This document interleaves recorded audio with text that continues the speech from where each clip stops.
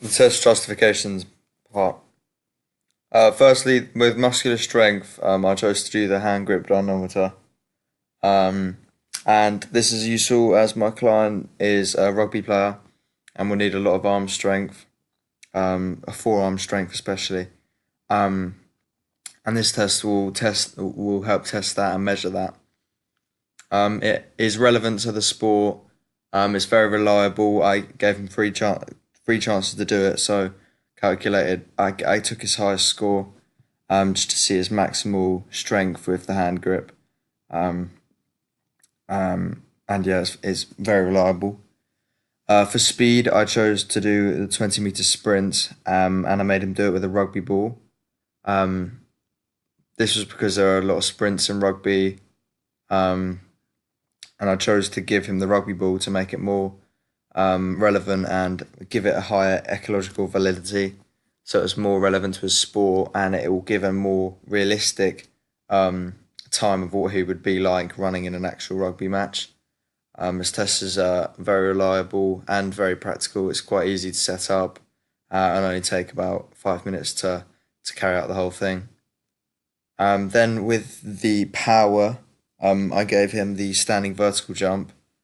Um, I chose this again for validity, and so it relates to his sport as he may need to use his leg strength to propel himself into the air to catch a ball against the opposition team. Um, it has quite high ecological validity, apart from the fact there we did it inside, so it wasn't weather appropriate, but yeah, it's relevant to his sport, and yeah, I did it three times to test it, and took his highest score. Um, yeah, just to see what his max was.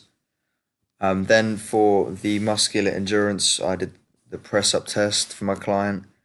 This was because to test his muscular endurance over a period of time. It was a minute.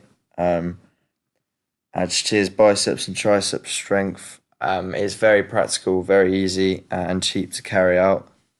Um, it wasn't. It's not that ecological valid, but it is relevant to rugby as he needs to use his arms a lot and his shoulders because in rugby you need to have strong you need to have endurance with your muscles as the game goes on for 80 minutes.